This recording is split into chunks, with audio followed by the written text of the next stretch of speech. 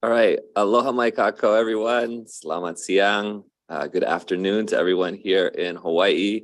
It's great to have events again in person, and it's great to have such a great community, especially from our Southeast Asia scholars here at the University of Hawaii and here at the East-West Center, as well as the vibrant engagements in disaster management that we've had for the last 10 to 15 years around here across the Pacific, throughout the Asia Pacific, and more. We're really fortunate today to have Charles Ham to join us as speaker. He'll be talking about global lessons in disaster management, 2 decades of lessons from Aceh to Turkey. Charles has been on the ground on almost every single disaster, large-scale humanitarian assistance initiative of the last 27 years, I guess. And it's just, we feel really fortunate to have you be able to share your insights with us today. I know that, we were both on the ground in Aceh in 2000, after the 2004 tsunami. And that was such an earth-shattering kind of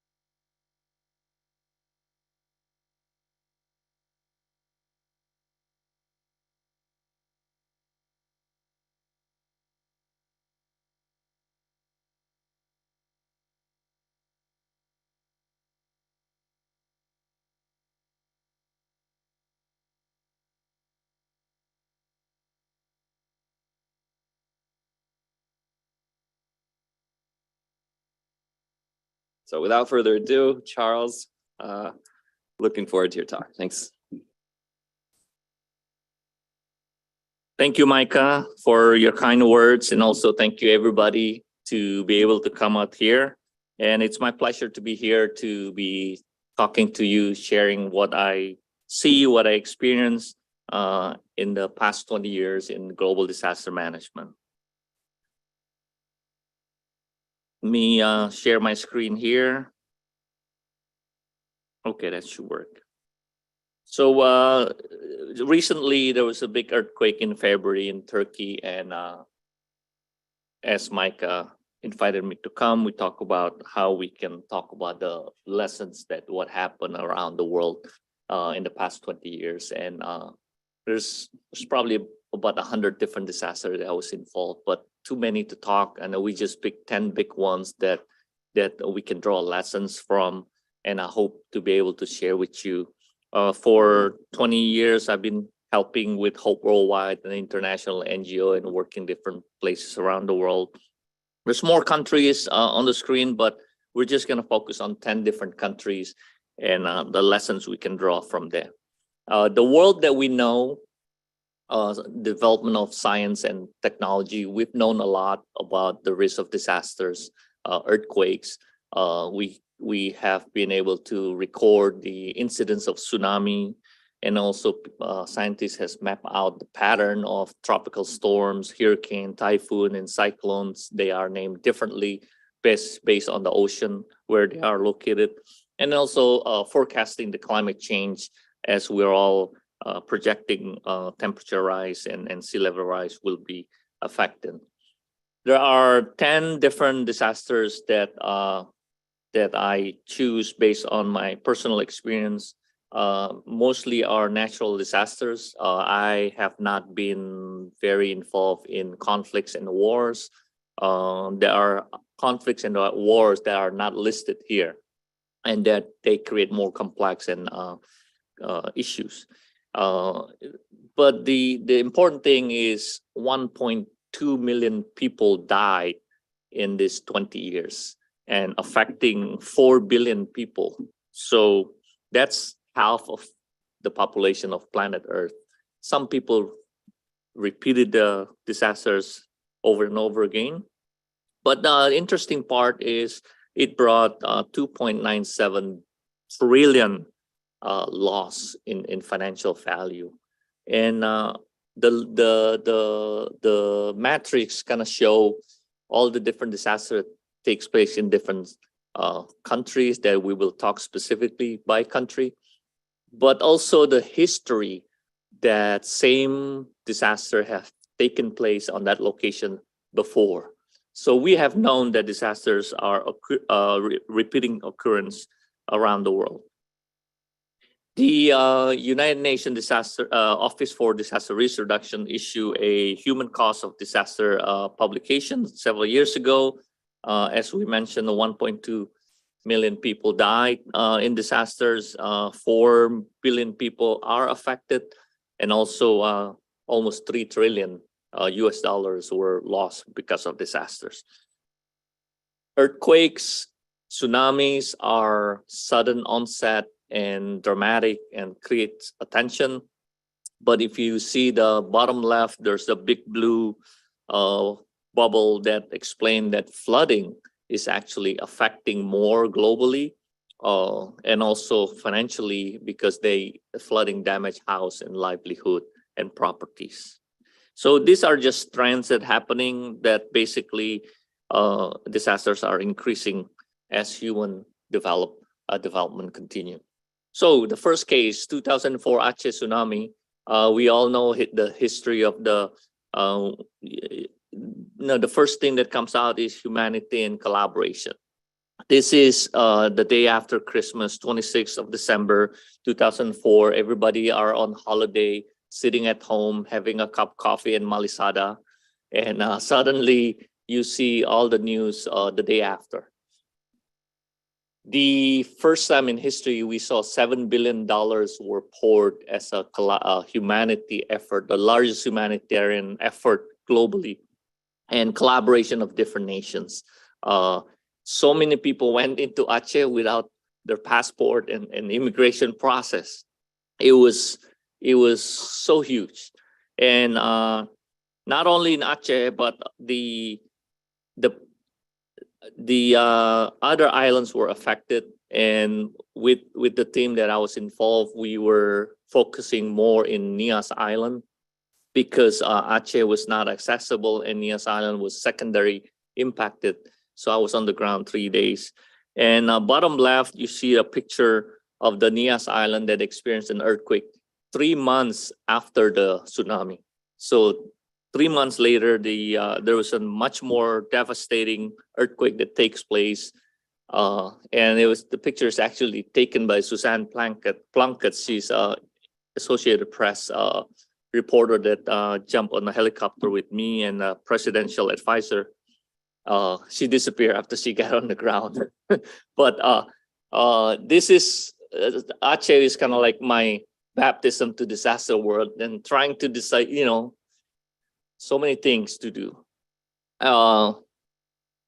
NPR got me a interview on the radio, and I really didn't know what to say. I wasn't a PhD student. I was an academician, and what do you need? I think, my words like, we need body bags. We need body bags. There were so many casualties. But with the work there, I think what happened in Aceh, it was good for the conflict that people were able to settle the conflict in Aceh to recover from the disaster. The terminology "build back better" was coined, and it continued to be used nowadays.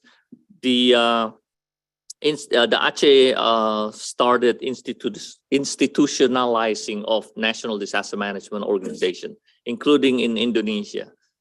Later on in 2008, Indonesia established BNPB, but during the Aceh time, they established Bakornas PB, which is a coordination agency for disaster management. And some of the work I did is morely in mitigation and DRR. The graph shows the health condition after we conducted a 5-year intervention there, and the preschool there on the top right that's still happening in Nias Island. And then 2006, we have earthquake in Yogyakarta that the map shows how narrow path of land that the earthquake traveled to and affected so many villages. The building code was one big lesson, how building codes were starting to be implemented and how you can build houses safer in the future, because the old houses without reinforced column were damaged, and also retrofitting existing building in Bantul and Yogyakarta area. Community-based recovery is one big lesson. The government, instead of Aceh building houses for the people, they changed different approach that community are put together into groups, 15 to 20 families. They manage small funding, build the houses by phases in their community. And that creates a community-based recovery that is well known. So they take a few houses at a time, make sure everybody in that 15, 20 families have their house, and they build small core houses, which is expandable as the family grow. Local wisdom and knowledge is important as well. And this is actually the time that personally we launch a disaster preparedness education, including the books that are here on the top right, and posters educating almost 500,000 people so far, with maybe $2 million raised and different funding from Ford Foundation, Caterpillar Foundation, and other organizations. So disaster preparedness education was big, and also now it's institutionalized in many countries. 2008, now we go to Myanmar. This is a very interesting time as Cyclone washed down the Irrawaddy Delta. Many poor, marginalized communities were affected. The government was military control, and they were not interested to allow the UN to come. The UN team was rejected. So one interesting part is the initiative to include the ASEAN nations, 10 ASEAN countries. So Dr. Jamila Mahmud from Malaysia, Said Faisal from Indonesia, and some people in the ASEAN country were put together and presented to the Myanmar regime, and they accepted that proposal. And that led to the establishment of AHA Center, which still exists today and is based in Jakarta, led by Singaporean leadership. So innovation, that was interesting how they innovate to meet the needs of the marginalized Myanmar people. And working with local collaborationally, we build houses, bamboo houses, because land is a big issue. People live by the delta, but also they need basic education, basic livelihood skill, like sewing skills for the women, and also children need access to school. Building resilience as Myanmar still continue to be a high risk in disasters. 2010, Haiti, as the earthquake shattered Port-au-Prince. This is a big lesson for the world. So many people died because of the vulnerability and exposure they received. The tent city, if you notice the picture in the bottom middle, where people have nowhere to go. Politics is messy, and it multiplies risk. Until today, I was reading news today about the gang violence in Haiti is making it worse.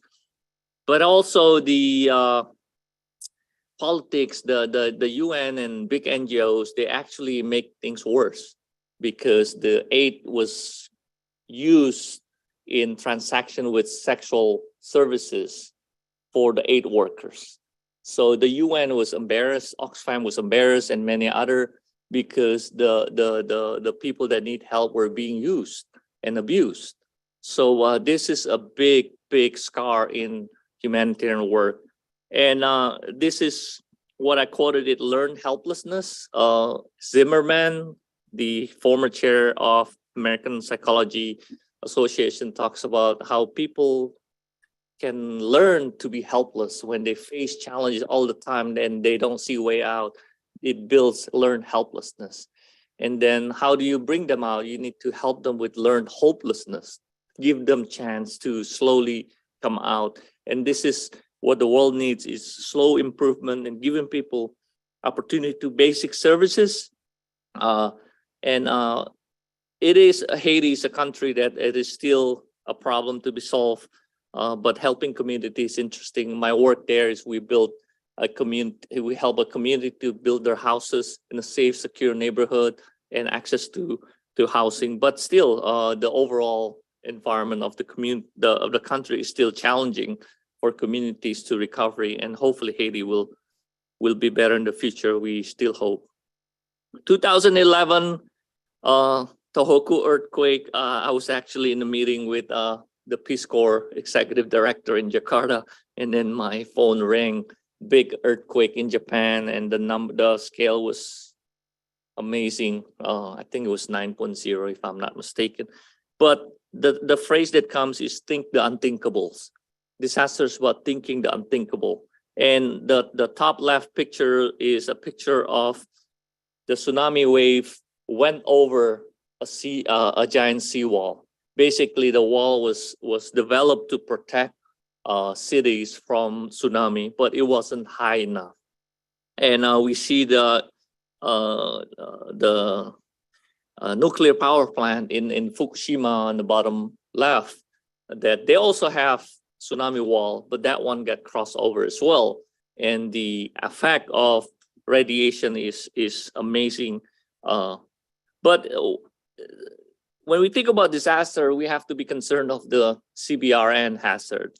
Chemical, biological, radioactive, and hazards are real, just like in Japan. It was a triple disaster: earthquake, tsunami, and then the radioactive. But what we learn more is about respect, trust among the communities. We all know about Japanese like to line up as they were getting help and assistance, but also garden therapy is an initiative was conducted by our local partner in Japan, because psychology and counseling is not common in Japan. People don't talk about their feelings. And one of the ways to do that is do garden therapy, where volunteers come and do gardening with the elderly, and that starts a conversation to chat with people. There's also massage therapy, where they massage the elderly, every Japanese. There's also public bath therapy, where they build onsen so that people can take a bath and then create a community, adjusting to the local culture.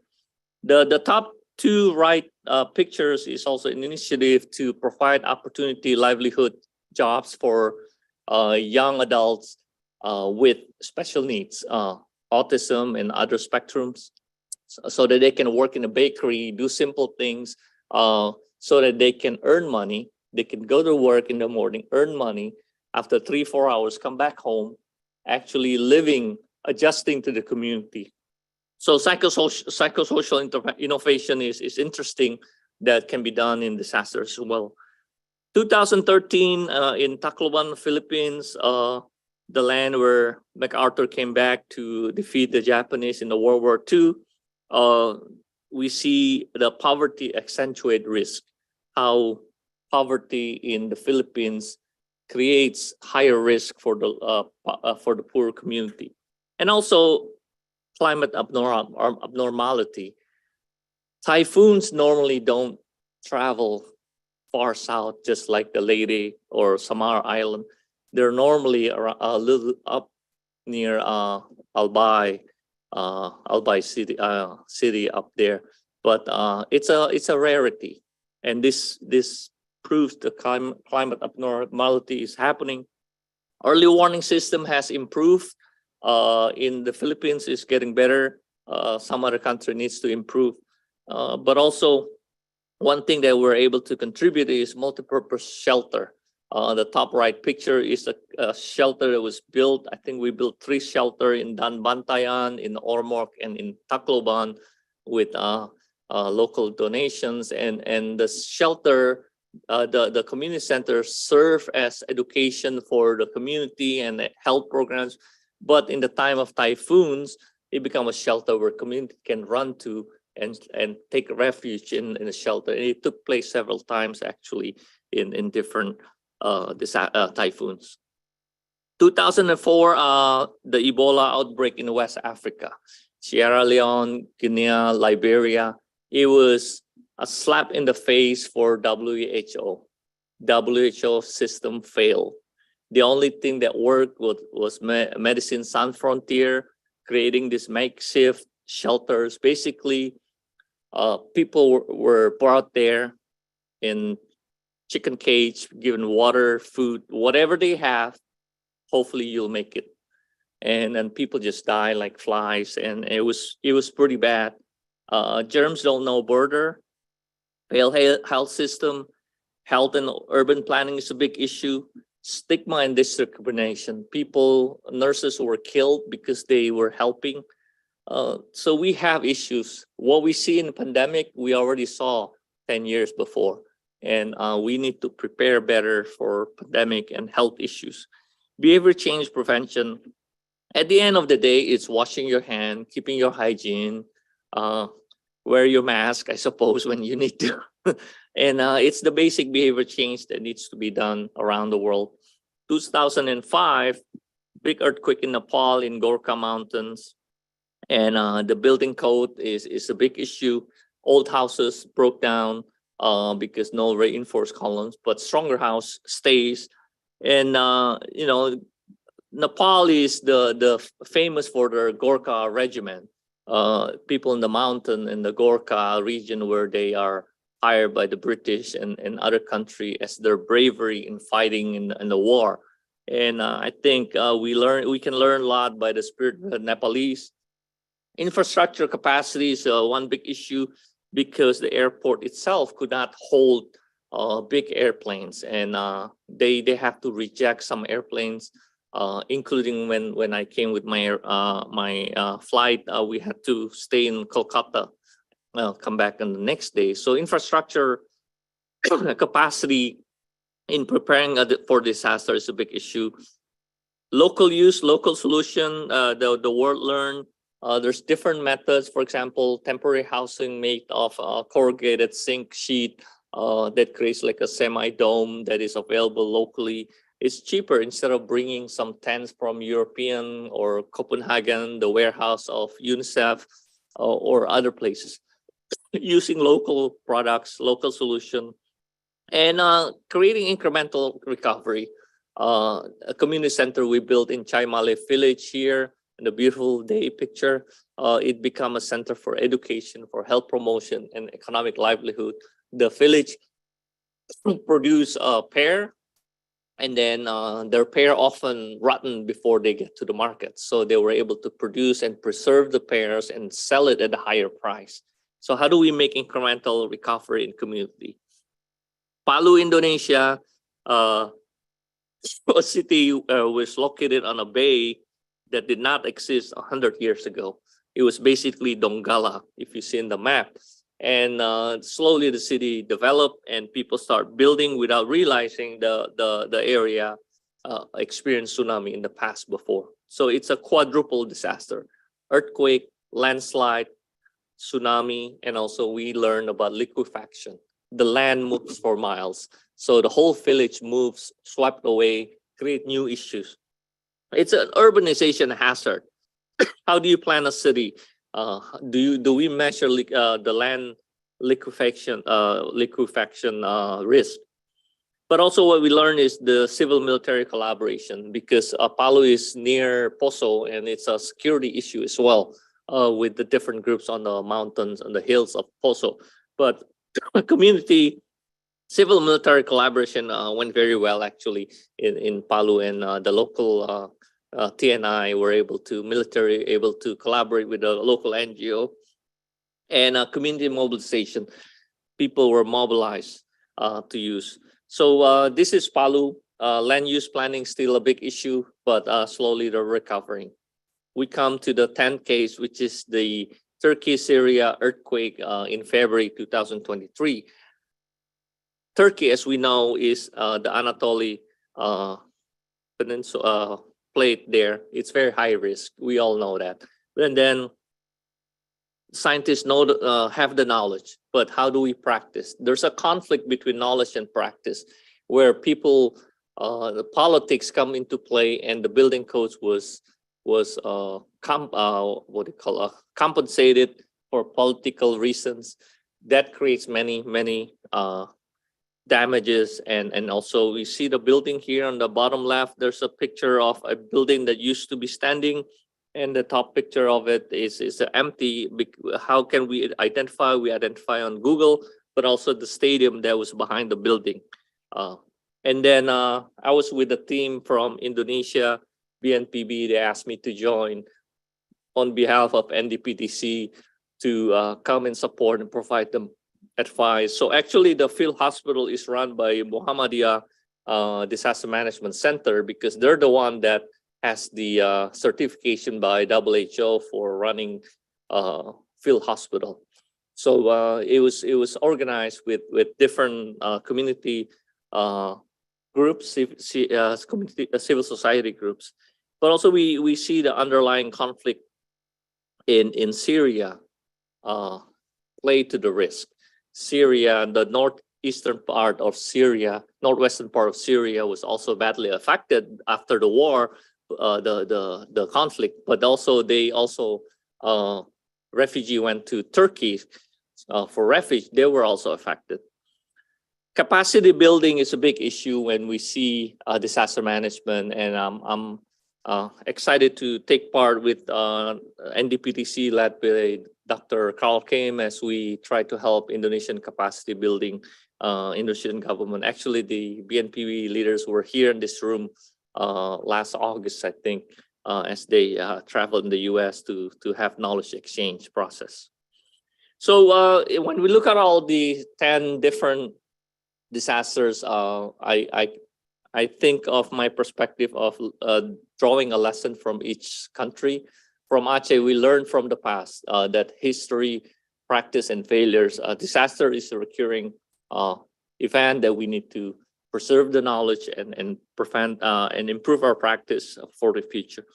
Jogja is about empowerment planning, how we include the community, how do we have community-based solution, and including the role of state in mitigation. Myanmar, there's no natural disaster. Every disaster is man-made, whether we live by a river or we build poor buildings or the politics that creates the disaster. There needs to be innovative collaboration, as we saw in Myanmar. How do we find solution for humanity? Haiti, the case of politics, power abuse, and underlying poverty risk. Politics is complicated, but also how do we help community have basic quality services as when disaster comes, they can still have access to some basic goods, basic services. Japan, think the unthinkable. That phrase from Kristalina Georgieva, I think she's the director of IMF now, or the World Bank. We have to think the unthinkable. Disasters about envisioning what risk can happen, and we should consider all hazard approach, not just one, but the different hazard. There's 300 different hazard that might take place around the world. In the Philippines, we see the climate impact change, the abnormalities, but also the small island across the Philippines, and how do we access. Philippines had good ferry system that connects the island, which is helpful. But many places around the world, there are cut off in the Pacific. And how do we create that connection in helping small island? West Africa, how do we improve our health system? It's a big issue we still trying to learn after pandemic. It's preparedness and readiness. Nepal, we talk about community-led recovery and capacity building. Palu, it's about sustainability planning. How do we balance the economic, natural, and social equity among the people? In Turkey, it's rules reinforcement, conflicts, and civil society. How do we balance all of them? So we've seen many policy changes that has taken place in the past 20 years. The UN developed the Hyogo framework 2000-2015, and it was extended, become standard framework for disaster risk reduction, which is good. It's actually being reviewed in May 2023 in New York in the United Nations. I think in the middle of this month, and Indonesian head of parliament or maybe even the president might come to lead the session. The world needs a much more mainstreaming in disaster risk reduction.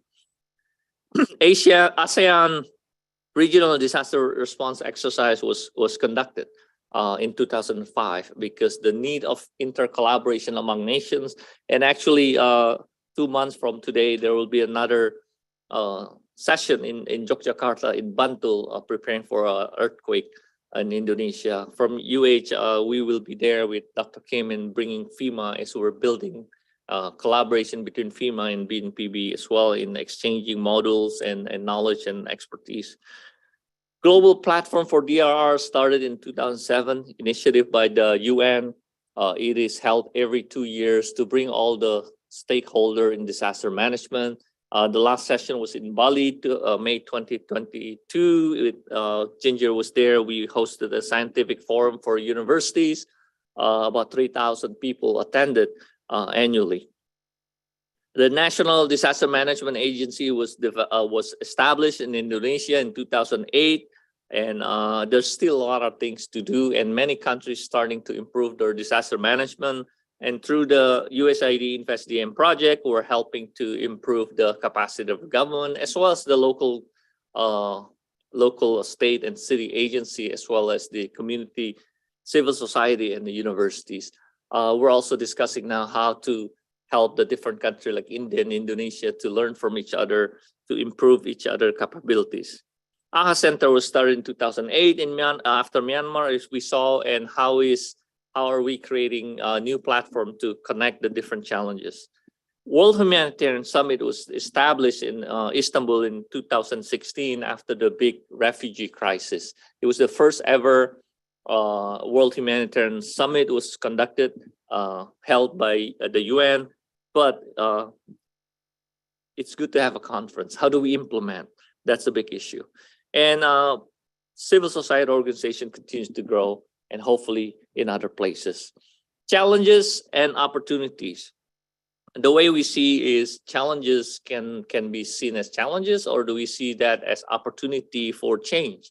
If we take the positive perspective, then we can try to make better changes forward.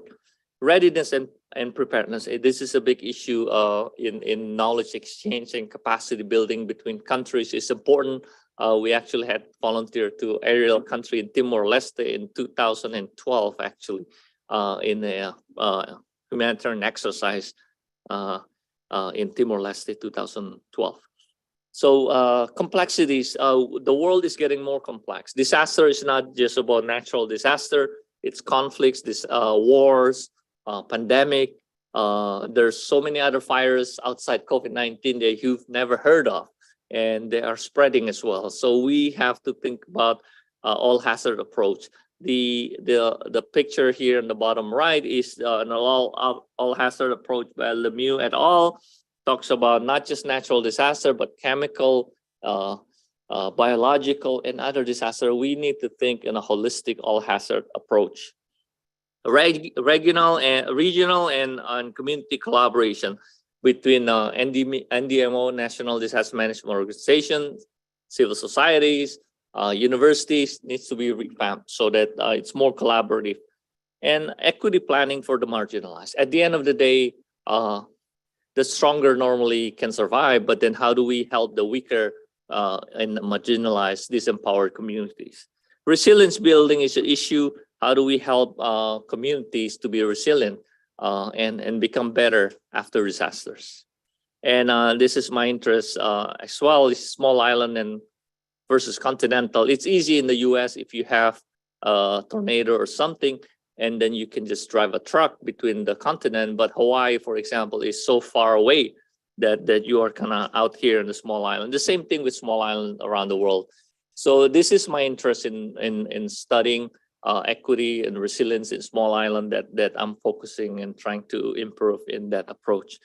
So time is running out, and I thank you for listening. Welcome question, and hopefully we can discuss looking forward more. Back to you, Dr. Fisher. Great, thanks so much, Charles. Do we have any questions from in the room? Yeah, Ben. Okay. Yeah, so I have a question. So I always think about like cultural issues and how to make things work when maybe you have different people with different perspectives and different cultural needs. And I was taken by the fact that when you were talking about this 2023 earthquake in Turkey, that you mentioned that the group that was involved was Muhammadiyah, which is the second largest Islamic NGO organization in Indonesia, founds schools, hospitals, libraries, charitable organization, poverty alleviation. Was that by accident, I guess, is one of my questions, or was that purposeful? And is there sort of an understanding that in places like Turkey that maybe an organization like Muhammadiyah is who they would want, or was that just, you know, who was available? I guess what was the ideas behind that, if you know? Yes, that is a good question, Ben. Thank you. Muhammadiyah, as you know, they run. It's a great civil society movement and group. They run hospitals. They have doctors, and Ibu Rahmawati Hussein is a very respected leader in disaster management in the Muhammadiyah, and she's worked with a lot of different organizations. Her team actually, and Muhammadiyah has experience, and they're actually the first emergency medical team that received certification by the WHO in recent years. There was no Indonesian medical team that was certified to contribute sending field hospitals and medical team abroad. So they had the certification that collaborate with the government that try to embrace everybody to be involved.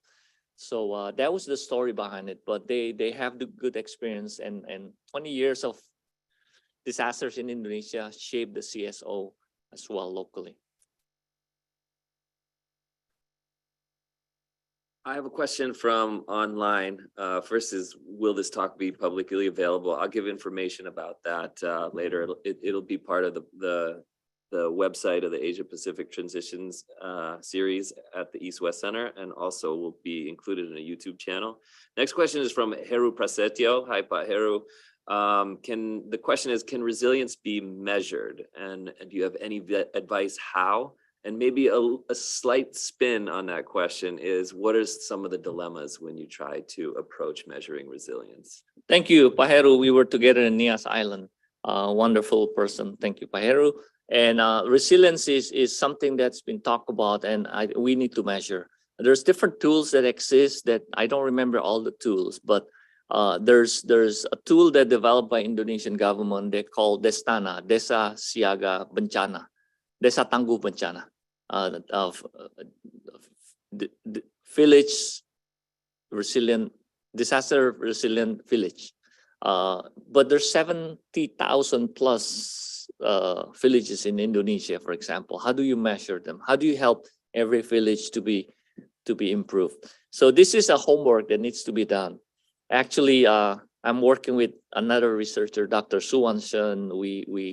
We tried to measure resilience in Lombok after 2018 earthquake and trying to come with a publication. But the early sign that we have is house rebuilding contribute to sense of resilience. Most people that feel they are more resilient is because they had their house rebuilt stronger. That's how they felt that they are more resilient. They don't have a house rebuilding, they don't feel resilient. Housing is a big part of perception on resilience. But it's a good thing to study more about resilience. Thank you, Pa Heru. Hopefully that can answer your question. Another question from in the room, Sumit. Thanks a lot for a very interesting talk. It's a subject that's fairly new to me.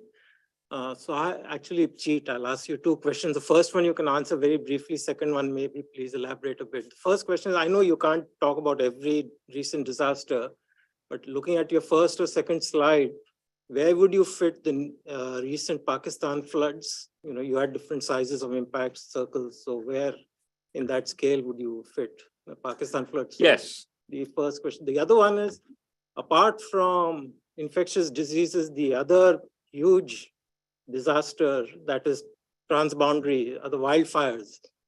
One needs to recall the 1997 Indonesian wildfires and how they spread over Singapore, Vietnam, Malaysia, etc. So in your community, how is wildfire being viewed now?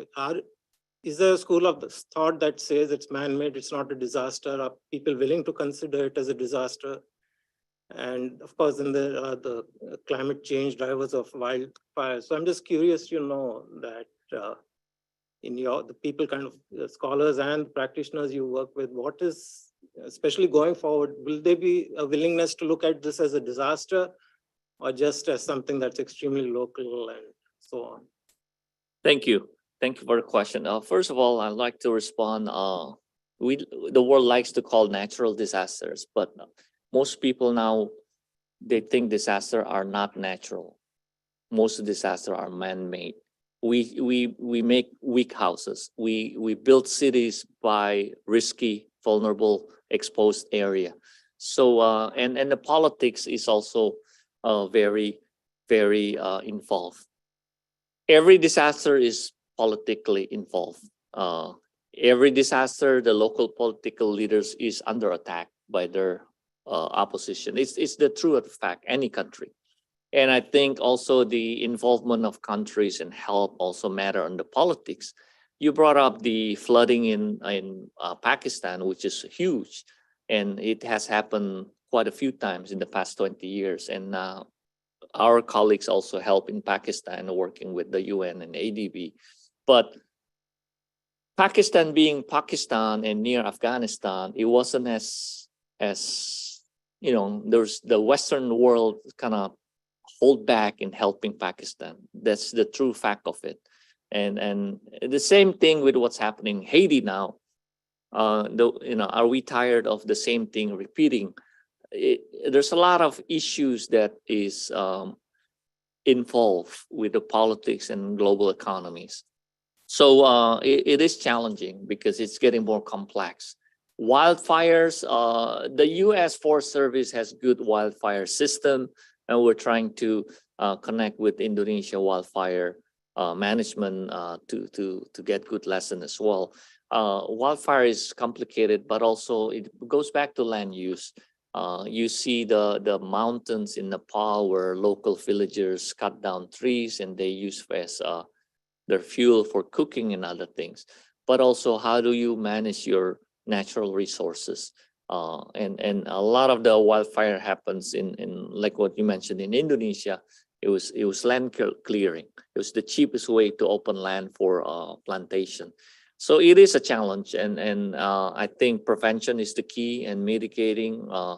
It's a big homework in wildfires. Hopefully that helps answer that. We're having tons and tons of questions from our many online participants. I want to just kind of cluster some of these. It goes along with the questions of what is a natural disaster, right? But a lot of the initiative. This is a question from Ladin Mangada. A lot of the insights that you provided to us today have been about disaster response recovery on the ground after the disaster. Do you have any insights about longer term recovery in specifically? What do we know about disaster and recovery, and any insights that you could provide around that? Yes, this is a good question. Recovery needs to be started in the planning stage. Normally, most disasters, people plan for recovery after something happened. The experts are now suggesting that we need to do the planning for recovery way before a disaster happens, so that we can speed up. And it's about capacity, it's about preparedness as well. So recovery planning is a big issue. And if we can plan for a recovery before disaster strikes, we can recover better, faster, quicker way. But it's interrelated, all the phase of disaster, pre and during and after. So it has to be integrated.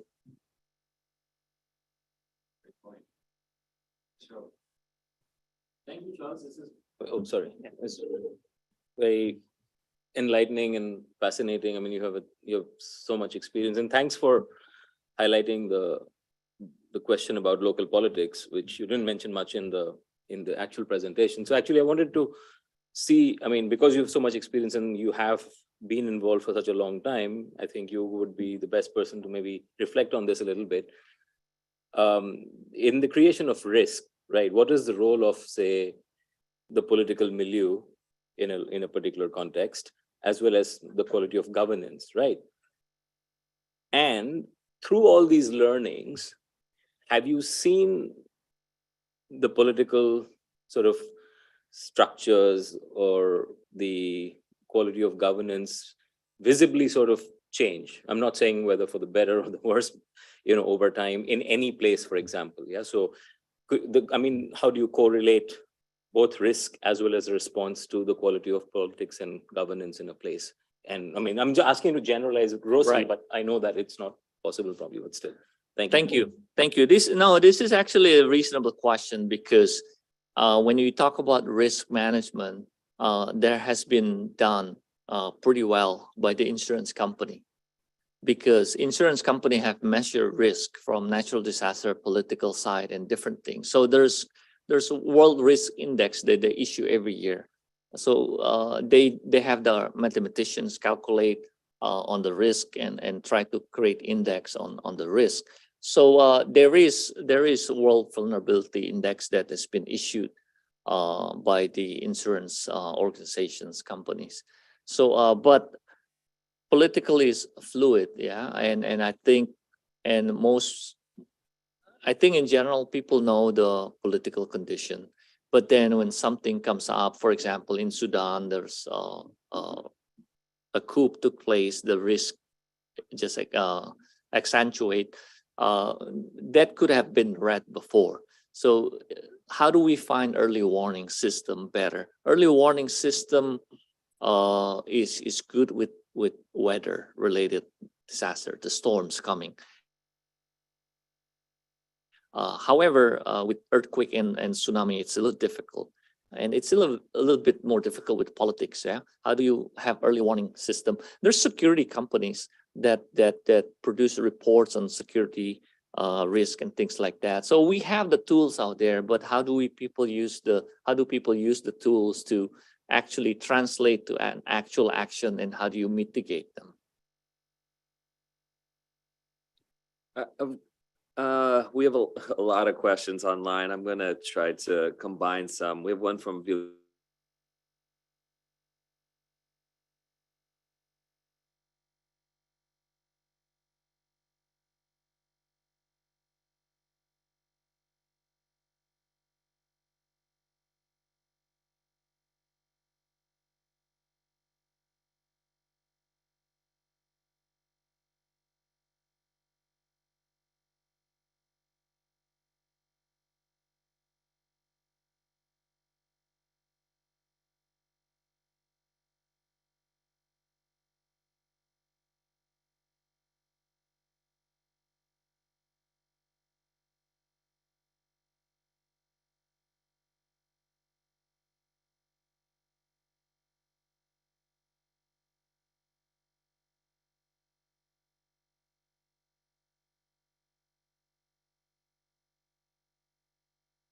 It's definitely an approach that's been promoted in recent years.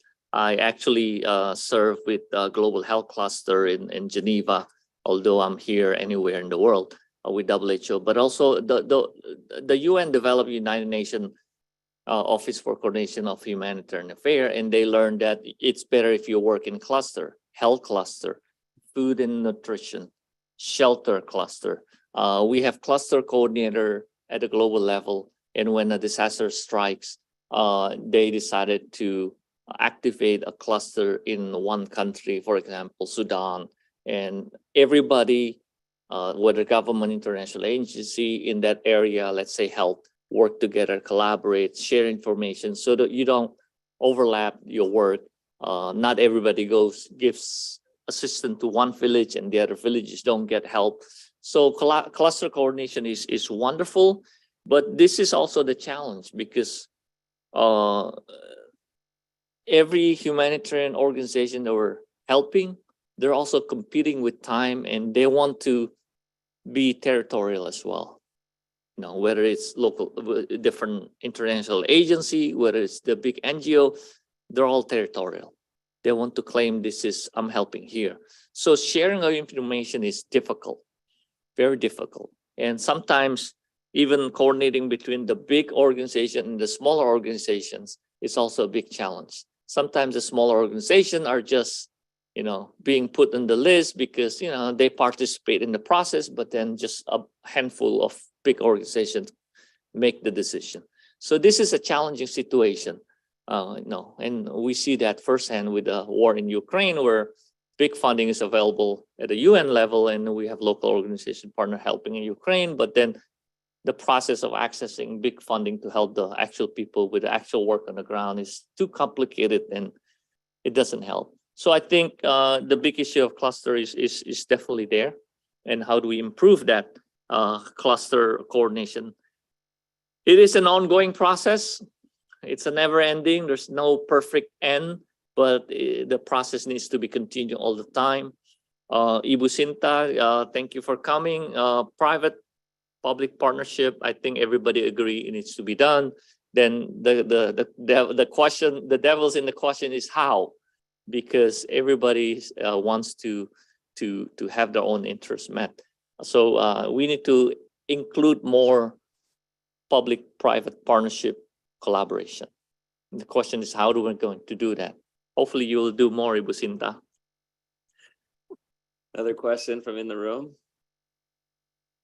Ginger. Thank you, Charles. I think I have a general question for you. Given your experience and all this insights that you've shared with us, do you think that we're really learning our lessons from all of these disasters? You see the similarities of the issues and the response and all of that, right? But you also see repetitive themes of things that we should be learning from 10 years ago. So just your insights, you know. Yes, it's a good question. It's yes and no. Some people learn, some people don't want to learn. And then, but also you have turnout. When you have different agencies that are involved, you have different people. And you have new people, less experience, and people who comes and go. And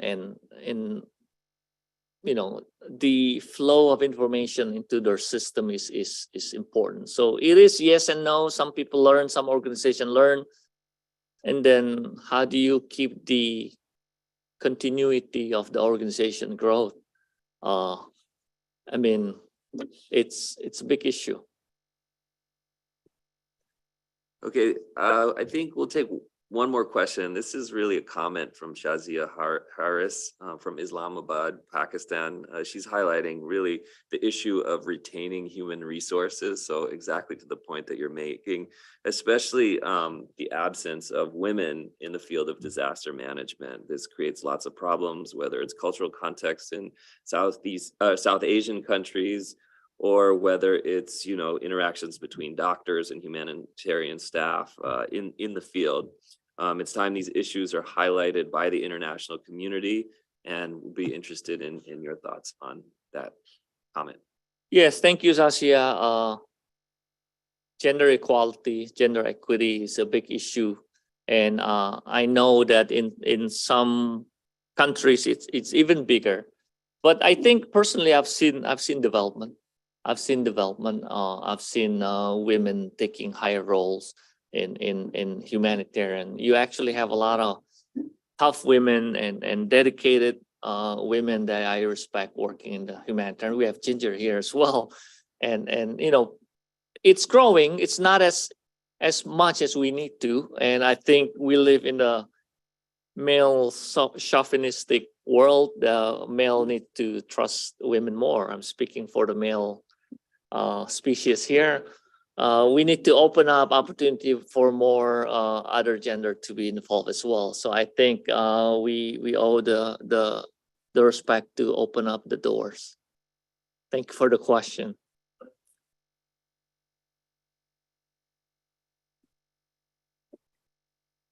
You're really really excited about that are launching in the next or have launched in the last year or two? That's a good question. I've seen many technologies. And technologies are good. But then it comes to the question of sustainability, the cost to maintain. We have a lot of technologies.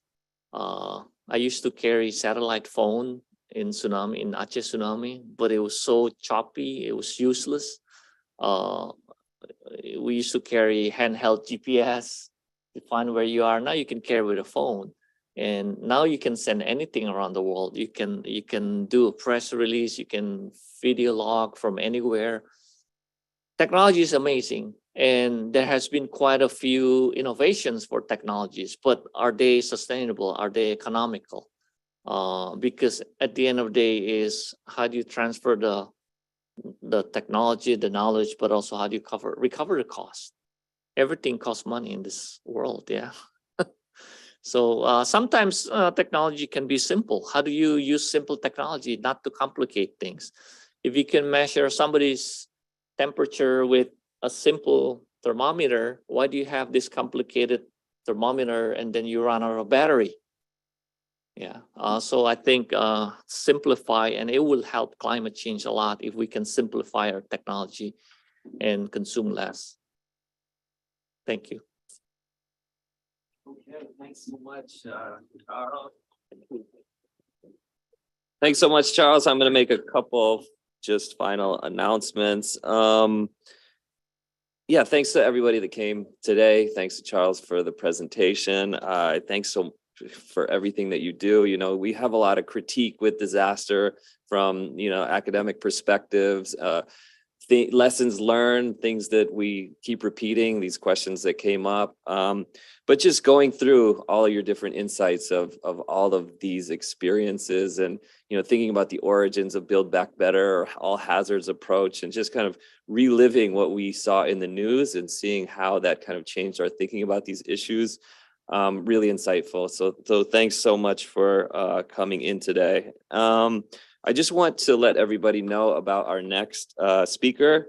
On May 15th, we will have Ambassador Scott Marcial, former ambassador of Indonesia and Myanmar, talk to us about his recently published book, Imperfect Partners, the US and Southeast Asia. He's the Oxenberg Roland Fellow at Stanford University at the Asia Pacific Research Center. And that will be an online talk. We hope you sign up and join us for that event. And thanks to the 60 people that joined online and the 30 or so in the room here, really enjoyed it. And it's great that we have the opportunity to hear about such insights. Thanks, everyone. Mahalo.